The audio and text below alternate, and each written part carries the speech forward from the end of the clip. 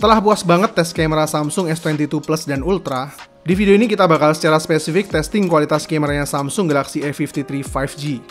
Sekaligus bakal kita compare sama dua kompetitor kuat yang rilis berdekatan, dan sama-sama punya kualitas kamera yang mantap di harga yang nggak beda terlalu jauh, yaitu Vivo V23 5G dan Realme 9 Pro Plus. Kira-kira siapa nih yang punya kualitas kamera terbaik kelas mid-range di antara ketiganya?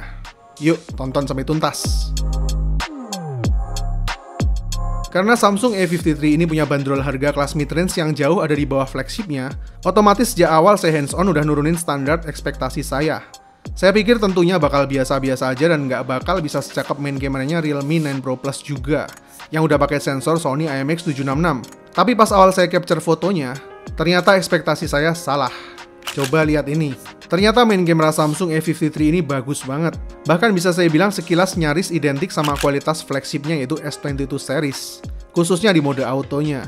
Detailnya clear banget, dynamic range-nya luas, dan warnanya natural banget. Tapi sangat enak dilihat. Mirip banget lah karakternya sama yang saya tes di Samsung S22 Plus.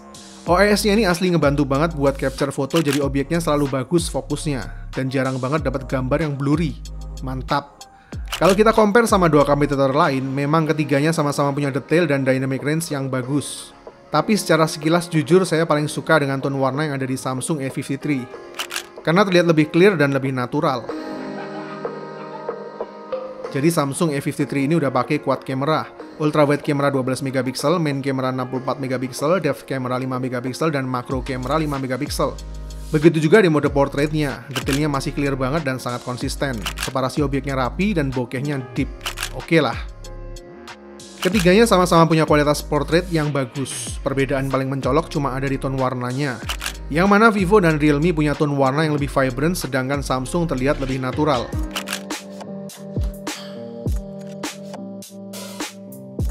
Nah, tapi kalau urusan lensa ultrawide-nya, jelas Samsung ada di level yang berbeda dibandingkan dengan dua kompetitor lain.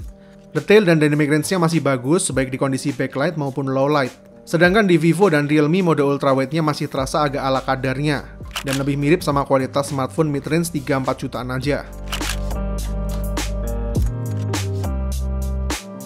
Tapi memang buat kondisi-kondisi yang lebih ekstrim dan overexposure, menurut saya main kameranya Realme terasa lebih tangguh di berbagai kondisi, seperti backlight maupun overexposure.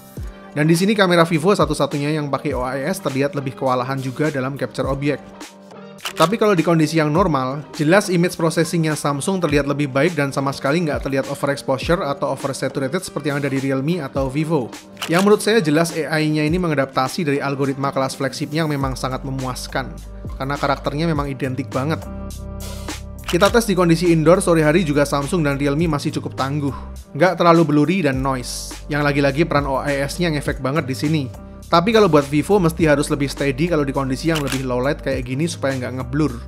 Kalau di kondisi low light, Realme masih tetap paling tangguh karena hampir sama sekali nggak ada noise-nya. Tapi lagi-lagi kalau urusan skin tone paling natural dan enak dilihat masih tetap punya Samsung. Kemudian di kondisi indoor yang backlight, Samsung masih terlihat clear banget dan sangat cakep dibanding lainnya.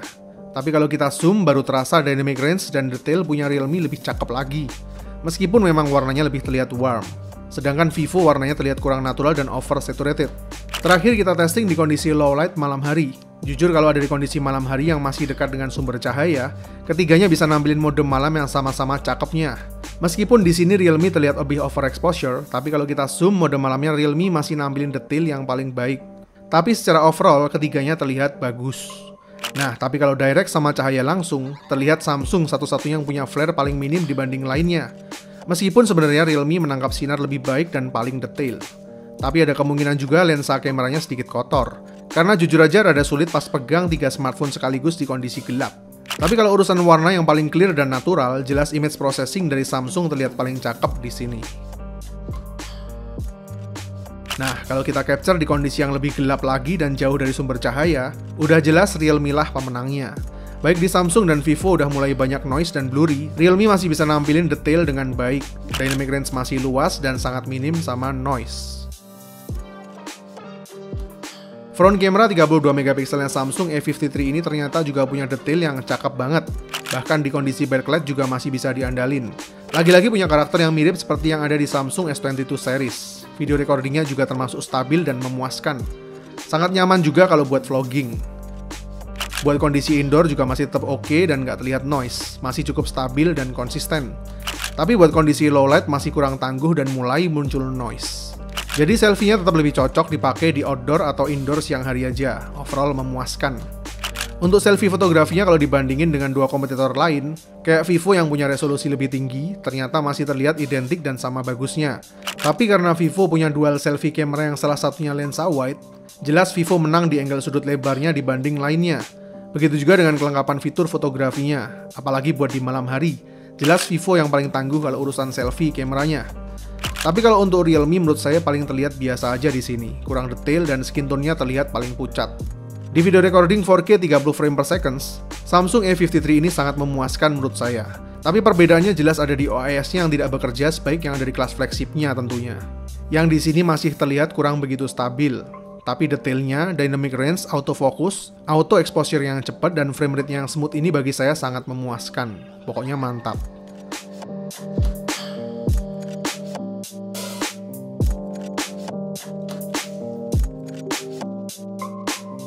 Memang di sini juga disediain mode Super Steady, yang kalau kita aktifin jelas membuat kestabilannya lebih baik. Tapi kompensasinya resolusi maksimal hanya ada di 1080p saja. Dan terkadang masih terlihat ada jitter maupun sedikit noise jika kondisi pencahayaannya kurang terang. Jadi IIS-nya masih pegang peran penting di sini dibanding OIS-nya, yang memang saya rasa lebih banyak dipakai buat image stabilizer pas capture fotografinya. Di mode 1080p 60 frame per second-nya juga OIS-nya masih belum terlalu stabil. Cuma menang di frame rate-nya aja yang memang stabil di 60 frame per second. Tapi kalau saya pribadi jelas lebih prefer di mode 4K 30 frame per second-nya aja. Meskipun mungkin harus pakai gimbal kalau mau stabil banget. Nah, tapi yang unik, ketika saya testing ketiganya sekaligus di mode 1080p 60 frame per second dengan default stabilisasinya, bisa kita lihat malah Vivo V23 sebagai satu-satunya smartphone di sini yang masih pakai IIS aja, malah terlihat lebih stabil dibanding lainnya. Meskipun memang masih banyak jitter dan noise di gambarnya karena image processing-nya. Tapi kalau urusan kualitas detail grafik dan auto exposure-nya masih bagus punya Samsung. Sedangkan Realme yang menurut saya masih paling kurang oke di sini, baik kualitas detail dan auto exposure-nya. Jadi kesimpulannya secara overall, OIS-nya jauh lebih kepake buat capture fokus di fotografinya dibanding buat stabilisasi di video recording-nya. Beda soal kalau OIS punya S22 series-nya yang stabilisasinya benar-benar luar biasa. Kesimpulannya overall main kamera ketiganya sama-sama cakepnya, tapi yang paling menonjol di kondisi low light maupun backlight Realme masih juaranya. Tapi image processing Samsung menurut saya masih yang paling cakep dan terlihat paling natural. Jadi lebih enak dilihat dibanding lainnya, karena punya detail dan warna yang clear banget mirip sama kualitas S22 series. Asli keren sih Samsung A53 ini menurut saya. Nah, kalau Vivo jelas paling menang dalam urusan selfie kameranya, yang punya banyak banget pilihan fitur yang nggak dimiliki sama kompetitor lainnya. Tapi secara experience, dalam proses kamera tesnya, jujur saya lebih menikmati pakai Samsung A53. Karena image processing-nya terasa paling cepat, preview yang tampil di layarnya juga paling akurat sesuai dengan hasil akhirnya. Bahkan secara handheld pun buat motret saya paling nyaman pakai Samsung. Desainnya ini hampir senyaman pegang S22 Plus yang udah pernah saya pakai sebelumnya. Khususnya karena frame di sampingnya ini rounded dan ketebalannya pas. Bodi belakangnya juga meskipun kalau kita ketok ini plastik banget, tapi feel di tangan terasa keset dan gak licin. Jadi nyaman aja apalagi udah tersertifikasi anti goresan juga. Jadi secara psikologis ngebawa ini lebih terasa aman dibanding lainnya. Meskipun Vivo V23 punya desain yang paling mewah, tapi frame di samping-sampingnya yang flat kurang nyaman digenggam, karena terasa tajam dan kurang nge-grip di tangan, jadi kadang rada licin handheldnya. Realme juga nyaman sebenarnya, karena desainnya rounded, tapi warnanya aja yang terbilang terlalu rame kalau dibanding punya Samsung. Sama masih sering ninggalin bekas sidik jari di bodi belakangnya yang glowing banget ini. Jadi overall untuk kamera terbaik di kelas mid-range pilih mana nih? Kalau saya secara pribadi akan lebih pilih Samsung A53-nya sih. Karena sejak awal impresi yang saya rasain terasa identik banget dengan S22 Plus yang saya pakai sebelumnya. Baik secara main kamera maupun proses penggunaannya yang terasa nyaman di UI-nya maupun di handheld-nya. Jujur saya paling enjoy motret pakai Samsung A53 ini dibanding lainnya. Tapi memang nggak dipungkiri kalau Realme dengan range harganya yang lumayan jauh ini termasuk luar biasa. Karena nggak cuma bisa bersaing tapi juga masih bisa mengungguli kompetitornya, khususnya di main camera dan mode malamnya. Dan Vivo masih tetap punya desain dan build quality yang paling premium di antara ketiganya, serta fitur kamera selfie yang paling komplit dan belum tertandingi. Jadi kalau kamu pilih yang mana nih, dan apa alasannya? Tulis di kolom komentar. Saya Vian, see you in the next videos.